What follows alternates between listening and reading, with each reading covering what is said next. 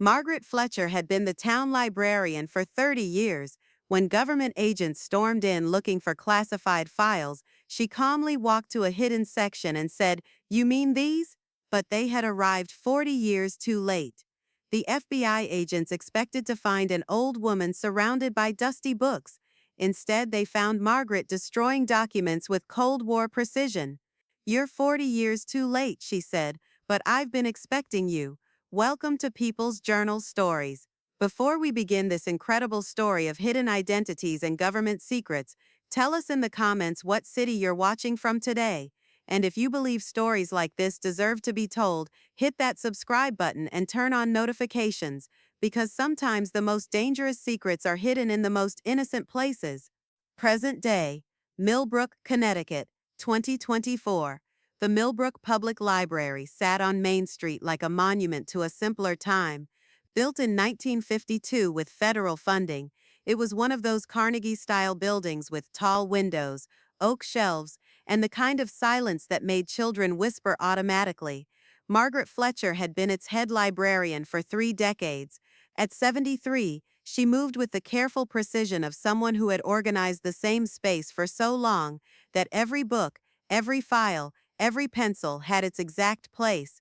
Her silver hair was always pulled back in a neat bun, held with the same tortoiseshell clip she'd worn since the Clinton administration. She favored cardigans in muted colors, gray, beige, soft blue, and reading glasses that hung from a chain around her neck.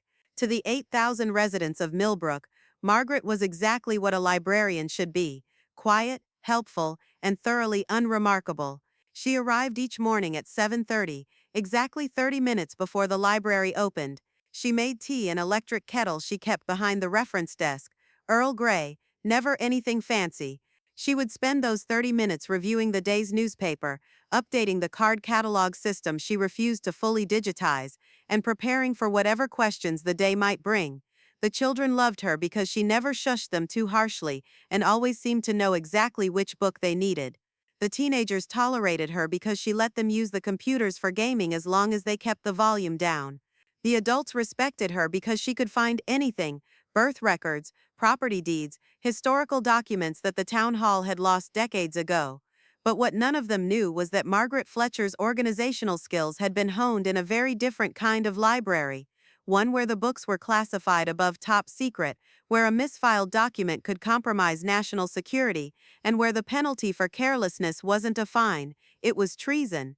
Margaret's daily routine never varied. After the morning prep, she would unlock the front doors at exactly 8 a.m. The regulars knew her schedule by heart. Harold Brennan would arrive at 8:15 for the morning newspapers and to argue politics with anyone who would listen. Susan Palmer would come in around 9 with her twin toddlers, desperately seeking picture books and a quiet corner. The high school students would filter in after 3:30, claiming they needed research materials, but mostly wanting free internet access. But it was during the quiet hours, late morning, early afternoon, the time when the library felt most like a sanctuary, that Margaret would disappear into the basement.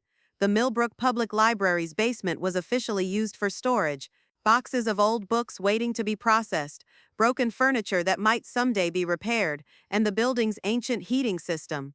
Margaret had told the town council years ago that the basement was off limits to patrons for insurance reasons: too many liability issues with the old stairs and poor lighting. What she didn't tell them was that behind a false wall she'd constructed herself, behind boxes of discarded encyclopedias from the 1980s, was a climate-controlled room containing files that officially didn't exist. Pentagon, Washington, D.C., 1978. 27-year-old Margaret Fletcher sat in front of a computer terminal that filled half a desk, its green screen glowing in the fluorescent light of the National Security Agency's Crypt Analysis Division. Her fingers moved across the keyboard with practiced speed, entering sequences of numbers and letters that would have been meaningless to most people, but told stories of intercepted communications, enemy movements, and secrets that could shift the balance of the Cold War. She had been recruited straight out of MIT, where her doctoral thesis on pattern recognition in encrypted communications had caught the attention of people who didn't usually read academic papers. The recruitment had been subtle: a professor mentioning an interesting government position, an interview that felt more like a casual conversation, a background check that went deeper than most people realized was possible. Margaret's official title was research analyst, but everyone in the basement levels of the Pentagon knew she was one of the best codebreakers in the building. She had an intuitive understanding of patterns, an ability to see connections that others missed, and most importantly, an absolute commitment to secrecy that made her handlers trust her with information that could destabilize governments. The work was exhilarating and terrifying in equal measure. Margaret would arrive each morning to find new intercepts on her desk, radio transmissions from Soviet submarines, coded messages between intelligence assets in Eastern Europe, communications that revealed planned operations, double agents, and assassination attempts. Her job was to crack the codes, translate the intelligence, and pass it up the chain of command where decisions were made that affected millions of people. She was good at it, exceptionally good. By 1981, she was leading a team of 12 analysts. By 1984, she had security clearance so high that her own colleagues weren't allowed to know what projects she was working on. And by 1987, she had access to intelligence operations that were so sensitive that fewer than 20 people in the entire U.S. government knew they existed. The operation was called Midnight Library. The code name was appropriate. It was Margaret's job to catalog, organize, and maintain the most classified intelligence files in American history. These weren't just current operations, they were decades of accumulated secrets. Plans for covert operations that had been shelved, lists of foreign assets whose identities could never be revealed, and most dangerously, evidence of American activities that the public could never know about. Margaret's role was to be the librarian of secrets. She organized files so that only she knew the complete filing system. She memorized locations rather than keeping written records. She created redundant systems so that if something happened to the primary storage, backups existed in locations that only she knew. But in 1989, as the Berlin Wall fell and the Soviet Union began its collapse, the nature of the game changed. The intelligence community was being restructured. Operations were being shuttered. Files that had been considered essential for national security were suddenly being viewed as potential liabilities. Margaret was called into her supervisor's office on a gray December morning. The man across from her, Deputy Director Thomas Ashford, was someone she had worked with for over a decade. She trusted him, respected him, and considered him as close to a friend as someone in their business could have. "Margaret," he said, closing the door behind her and activating a white noise generator that would prevent their conversation from being overheard, "we have a problem." "How serious?" she asked, taking a seat. "Career-ending serious, potentially life-threatening serious." He explained that congressional oversight committees were demanding access to historical intelligence files. The new administration wanted to declassify documents as part of a transparency initiative. And some of the files in Margaret's care contained evidence of operations that, if revealed, could result in war crimes prosecutions for people who were still alive and still politically influential. "We need the files to disappear," Ashford said quietly. Margaret had been expecting this conversation for months. The writing had been on the wall since the previous spring. "How much time do I have?" 6 months, maybe less. "We're going to officially decommission the Midnight Library project. Your team will be reassigned. The files will be transferred to standard archives where they'll eventually be declassified and released."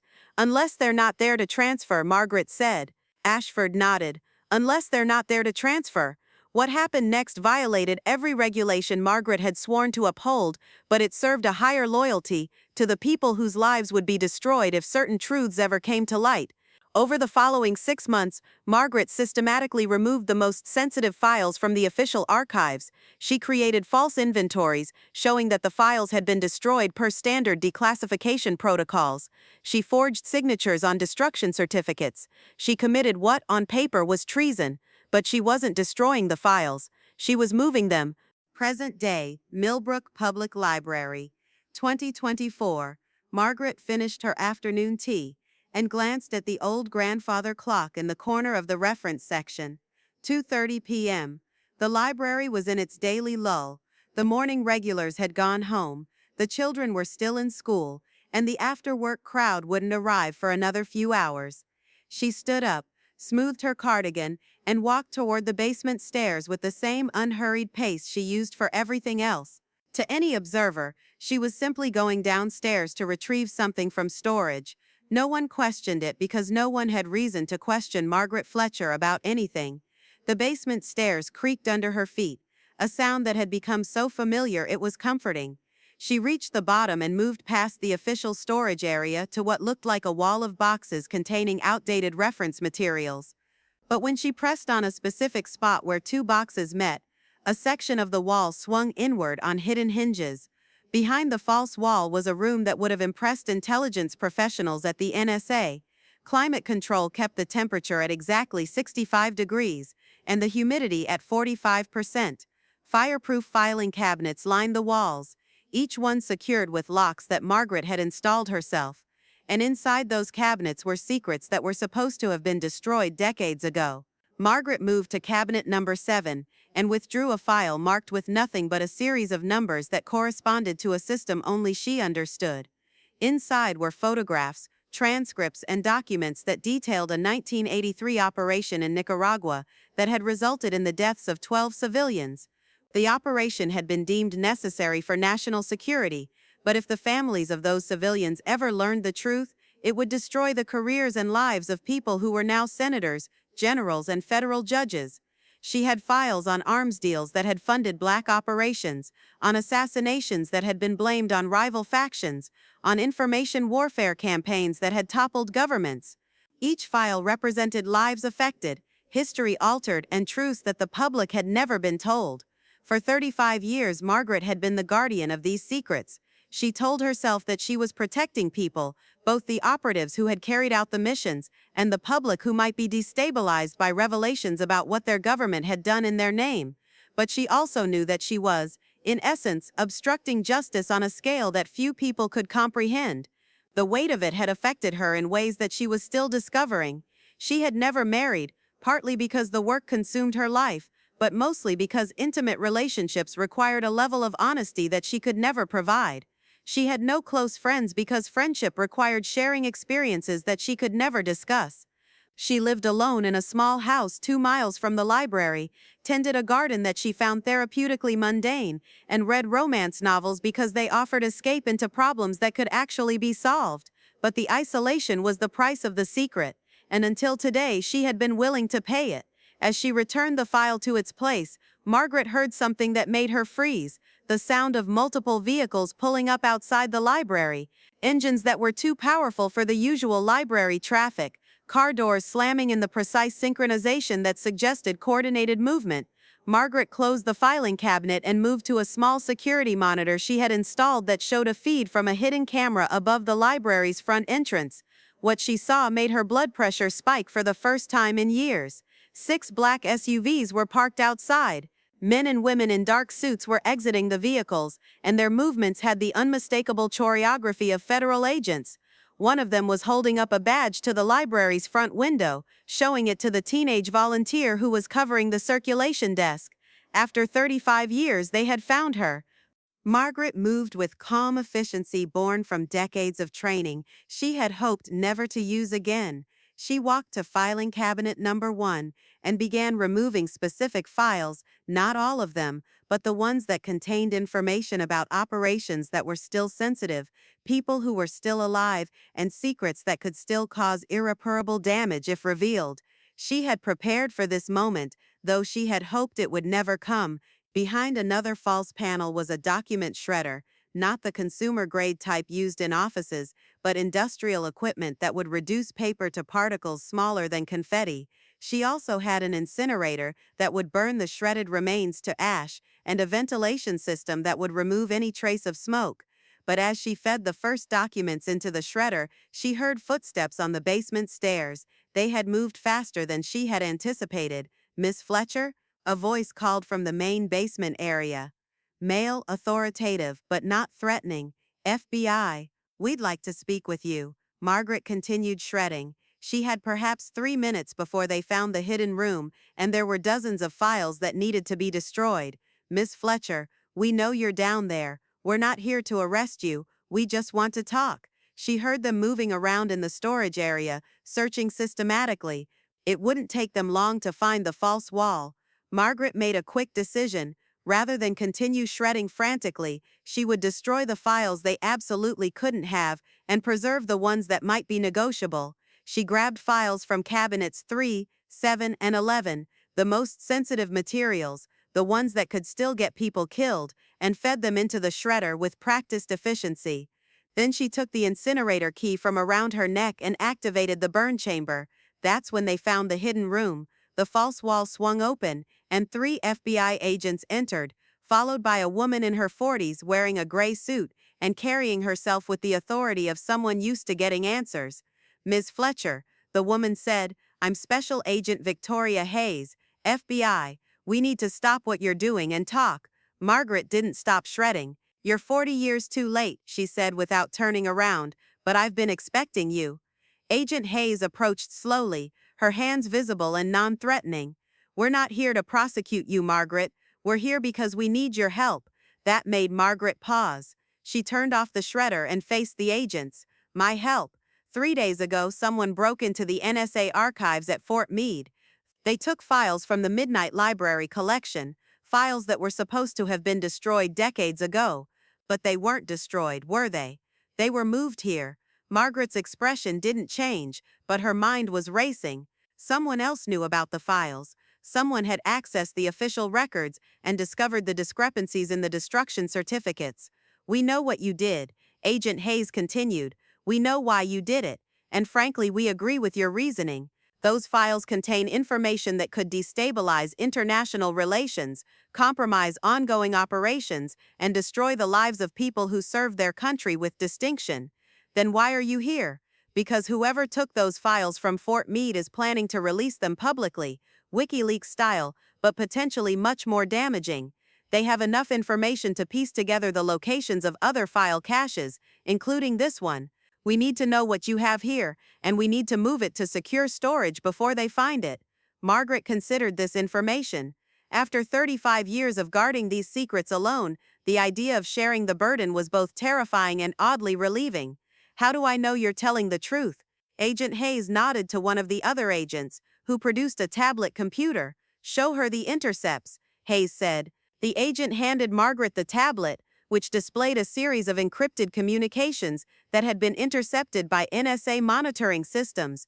Margaret's skills were rusty, but she could still read enough to understand the threat. Someone with significant resources and intelligence connections was actively hunting for the files she had been protecting.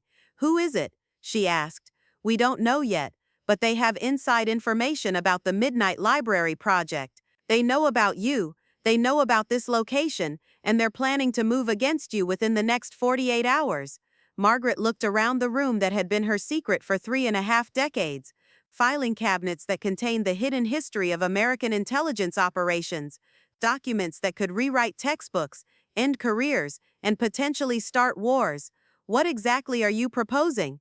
Agent Hayes walked closer to the filing cabinets, studying them with professional appreciation. "How many files are we talking about?"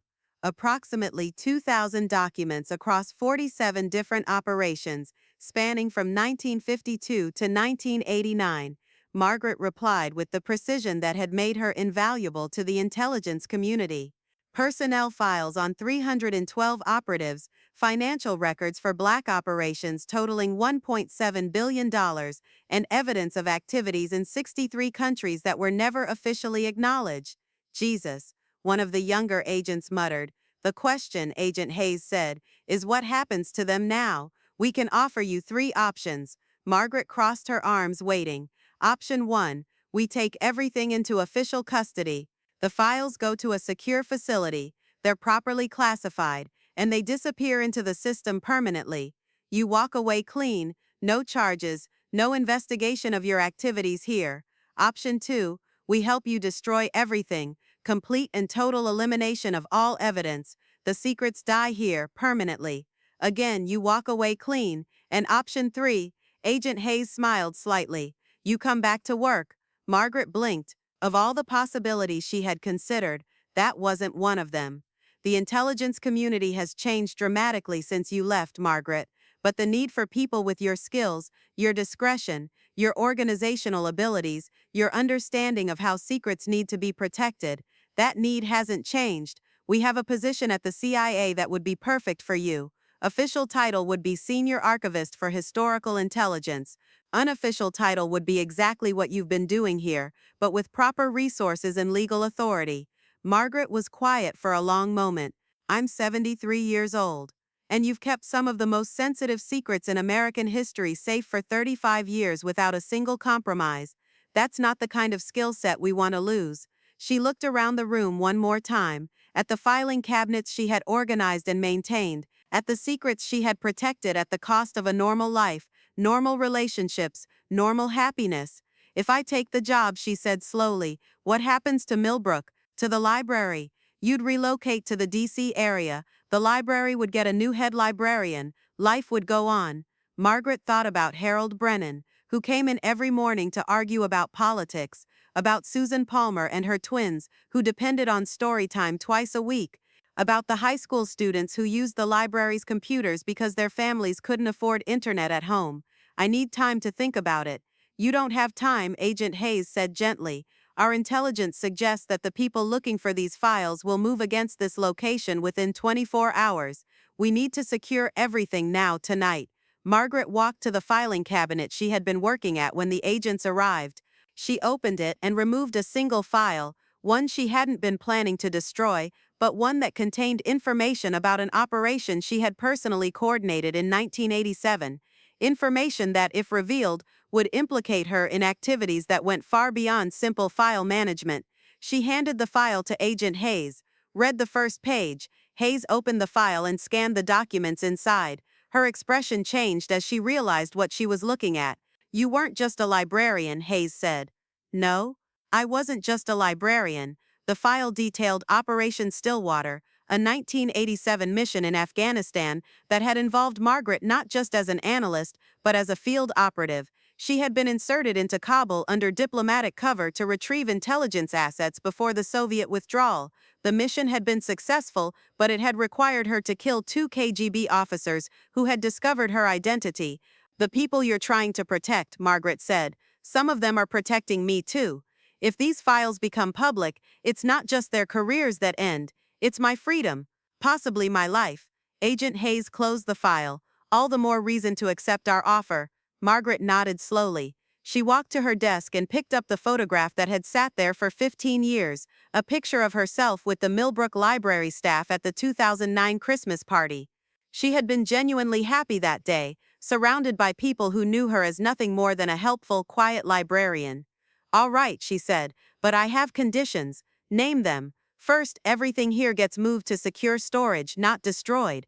These files represent history, even if it's history that can't be revealed yet. Someday, maybe decades from now, scholars should have access to understand what really happened during the Cold War. Agreed.